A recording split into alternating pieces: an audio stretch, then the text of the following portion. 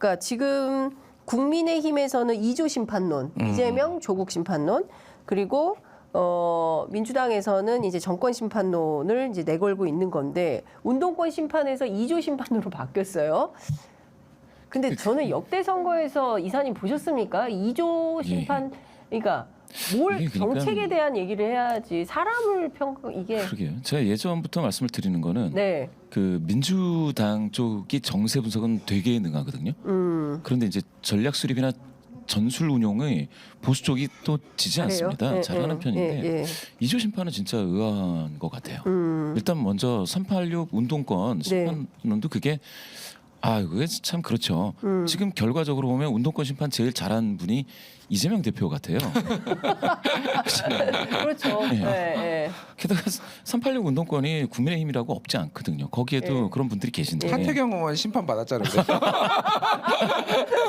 그렇지. 하태경 의원 심판 받은 거. 그래서 저는 이게 선거 전략으로 맞는 건가라는 생각을 항상 하고 있었는데 이조 심판이 나왔을 때는 아이쿠 참 이 한동훈 이분도 되게 좀 주변에 참모분들이 좀 이렇게 좀 많이 좀 받쳐줘야 되는데 이게 잘 안 되나? 원래는 이조 심판이라고 하면 저쪽을 뭉치게 만드는 거잖아요. 근데 어떻게 이런 프레임이 나오나?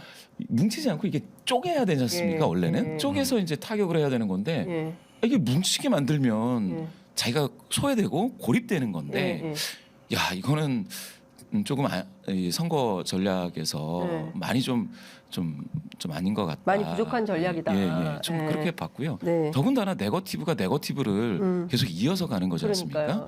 근데 이게 포지티브가 있는 상태에서 네거티브가 가끔씩 나와줘야 이게 양념 MSG가 들어간 느낌이 나는데 포지티브가 더 이렇게 올라오질 않아요. 올라오지 않고 사람들이 많이 그렇게 말씀하시는 게 이렇게 네거티브 하는 게 그러니까 상대방의 정확하게 아픈 데를 찔러야 되는데 마치 거울을 보면서 반사하는 듯한 효과가 있거든요. 그러니까 그래서 제가 생각했을 땐 부동산 이런 게 안 먹히는 게 여러 가지 이슈가 있어요. 그러면은 국민의힘은 안 그래?라는 게 하나도 있겠지만 또 다른 측면에서는 아까 지금 사실은 종부세를 많이 할인해 줬지 않습니까? 이번 정부에서. 근데 이 효과가 거의 없어요. 그렇죠. 안 나오는 거는 종부세는 할인해 줬는데 의사분들 같은 경우는 그럼 생계는 뭐 이렇게 되는 거니까 이게 의미가 없고 네거티브가 안 먹히는 쪽으로 계속 가고 있다. 근데 좀 심해요. 네거티브의 수준이라는 게 뭐 무슨 개 쓰레기 막 이런 발언들이 계속 나오고 아니 대선 때 다 했던 얘기를 또 다시 소환해가지고 또 얘기를 하고 고장난 레코드 라디오처럼.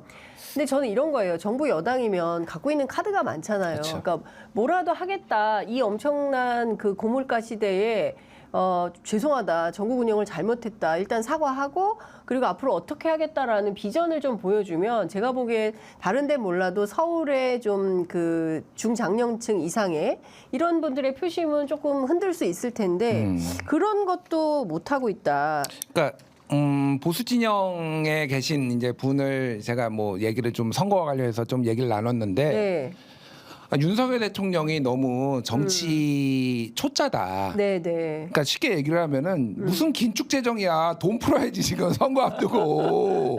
이게 고집이에요. 본인의 신념이야. 윤석열 대통령. 윤석열 대통령. 그러니까 그렇죠. 의대 정원도 마찬가지야. 본인의 신념이야. 2,000명에서 한 명도 뺄 수가 없는 거야. 그러니까 그 옆에서는 이제 답답해 죽는데 본인은 스스로를 잘하고 있는 거야? 정치 천재라고 생각하는 거야. 왜냐하면은 진짜 이거 농담이 아니에요, 진짜로. 진짜. 세상에. 그러니까 정치 천재라는 단어를 본인 입으로 한 건 아니지만은 나는 잘하고 있다. 왜냐하면은 나는 대한민국 역사상 유일하게 선거 한 번 해가지고 대통령 된 사람이야. 나만의 나 정도의 길을 걸은 사람이 있어?라고 하니까 다른 사람의 조언이나 이런 거를 듣지를 않고 화를 내는 거야, 그러니까. 지지율이 왜 이래? 그럼 잘해야죠. 역사에 남는 대통령이 되겠다라는 거. 진짜로 지지율에 연연하지 않겠다. 정광판 보지 않겠다. 나는 나의 길을 가겠다. 그러니까 여당은 미치는 거지. 그러니까 답답하다, 이게 여당은 진짜. 여당 후보들은 진짜 답답하겠어요.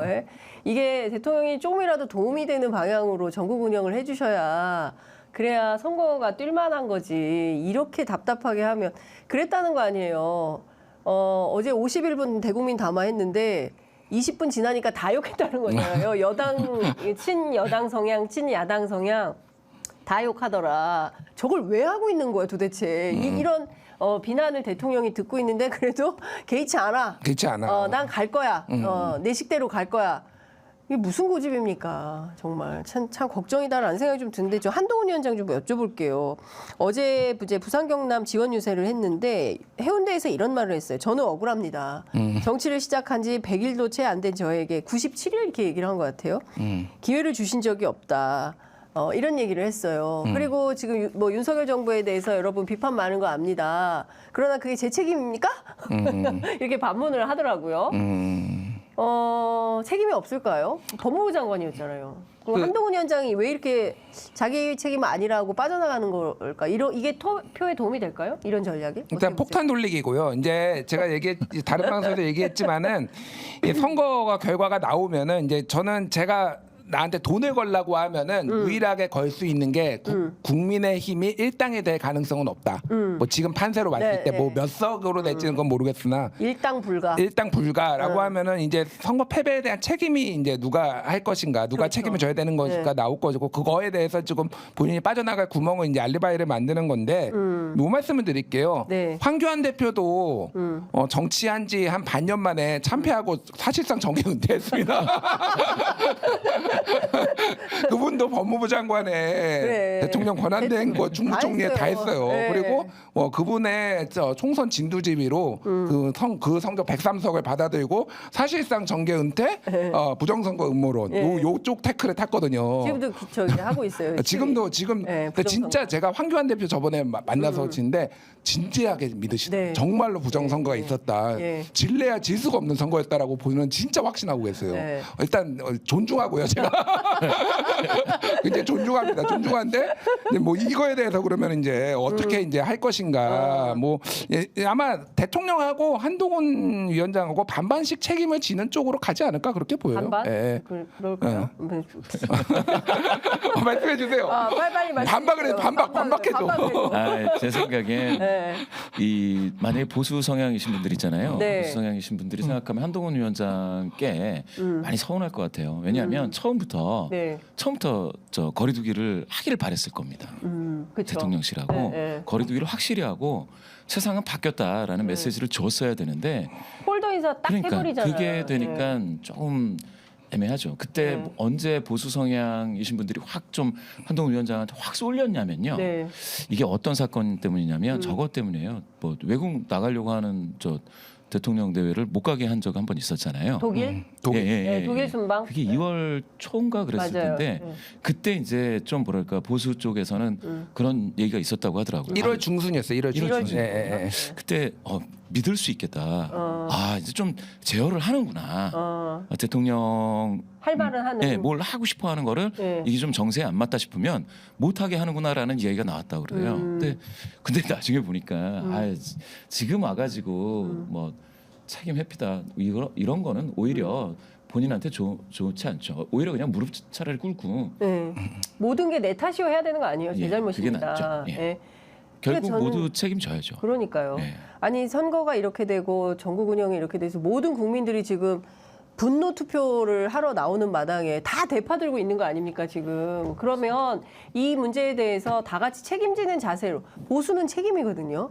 책임지는 자세로 나서야 되는데 내 책임 아니에요. 딱 끊는 거 아닙니까? 이게 대비되는 사람이 있습니다. 네. 사실은 2월 달만 해더라도 국민의힘이 되게 좋았습니다. 네. 저는 그때 과반 없이 일당은 국민의힘이 될 수도 있겠다라고 생각할 정도로 좋았는데요. 그때 무슨 언론에서 다 이재명 대표가 공천을 막 학살을 했다, 막 이런 얘기들이 많이 나왔잖아요. 맞아요. 그런데 그때 이재명 대표가 내 책임 아니다라고 얘기한 적이 없어요. 알겠다라고 맞네요. 해서 지금 왔거든요. 지금 다 왔을 때 책임지겠다고 했죠. 지금 왔을 때 봤더니 여튼간에 그 과정에 되게 뭐 안 좋은 사람들도 있고 기분 나쁜 사람도 있고 많았는데 그렇죠. 여튼간에 이재명 대표를 향한 지지는 빠지고 있지 않아요. 지지도는. 그게 이제 전문가들이 볼 때 너무 심하지 않았느냐 하지만 지지도는 빠지지 않습니다. 왜냐하면 리더십을 인정하기 때문에. 그런데 한동훈 위원장 같은 경우 도대체 이 공천 과정이 현역 중진 재배치라는 게 이게 왜 있는 것이며 라고 해서 나중에 뚜껑을 다 열어놓고 공천을 다 까놓고 보니까 왜 한 거야? 그러니까요. 네. 이게 그냥 비슷해져 버린 거예요. 네. 그때까지만 2월 정부 달까지만 가서 해도 지는 판이 돼버린 거잖아요. 이게 지금 그래서는 한동훈 위원장이 리더십을 인정받기에는 그리고 너무 혼자 돌아다니는 것 같고 네. 너무 되게 외로울 것 같다는 생각도 있고요.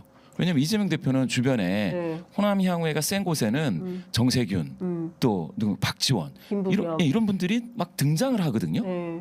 그런데 좀 봤을 때 국민의힘이 어떻게 보면 과거에 그 강구했던 보수의 이 진영 있지 않습니까? 네. 진영 내에서의 이 선수들 진용을 꾸린다 하는데 그게 네. 지금 안 되나? 뭐 이런 생각이 드는 거죠. 그러니까 제가 박지원 대표 저희 뭐 일주일에 한 번씩 선거 때문에 바빠서 못 나오시는데 박지원입니다 하니까 사람들이 와 하는 거예요. 그러니까 그 연세에 뚜벅이 유세는 못 하세요. 힘드셔서. 그래도 그 유세차에 올라가가지고 막 후보에 대해서 칭찬하고 선거운동을 하는데 생각해보니까 진짜 국민의힘은 한동훈 위원장만 무대에 오르네요. 그리고 다른 분들은 잘 안 보여요. 공동선대위원장도 이런 분들 다 어디가 있는지. 그 이유를 이렇게 설명하는 사람들이 있습니다. 지난 지방선거 때 못 올라오게 하나?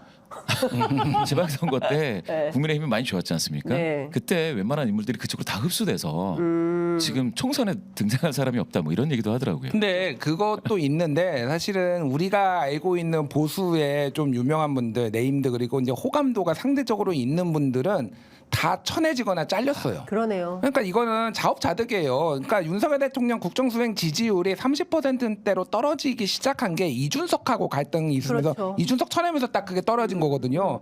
이준석 쳐내, 유승민 쳐내, 하태경 쳐내. 그러니까 같이 뭘 할 수 있는 사람이 할수 있는 사람이 없어 진짜로. 네, 그러네요, 진짜. 예, 그러니까 그 무대에 올라가서 세게 유세할 수 있는 사람들이 이준석, 유승민, 하태경 이런 사람들이 같이 올라가야 되는데 그 사람들 전부 쳐냈으니 호감도가 있어야 될 거 아니야. 그러네, 그러면은 선거에. 그럼 장재원이 올라가겠어 그럼 거기에. 그러니까 이걸 생각을 해보라고. 그러면 이게 포용하면서 진작에 갔었어야 되는데. 예, 맞다. 정말 그러네. 근데 제가 이분님 좀 저는 그래도 세게 용기 있게 나섰다. 운동권 출신이라 그런가? 용기 있네. 함은경 후보. 꼬리 내렸어 오늘. 오늘 아침 라디오에서 그것도 두 군데나 출연을 해가지고 그거 아닙니다. 대통령 그 탈당 요구 이제 접었습니다. 이렇게 얘기를 합니다. 어떻게 들으셨어요? 오늘 그 프로 출연하고 오신 거 아닙니까? 잠깐 만났어요. 함은경 만났어요. 잠깐 예. 만났는데 예. 저를 보더니 어유 유명하신 분들 여기 다 계시네. 지금 그런 얘기할 때가 아니라고 지금.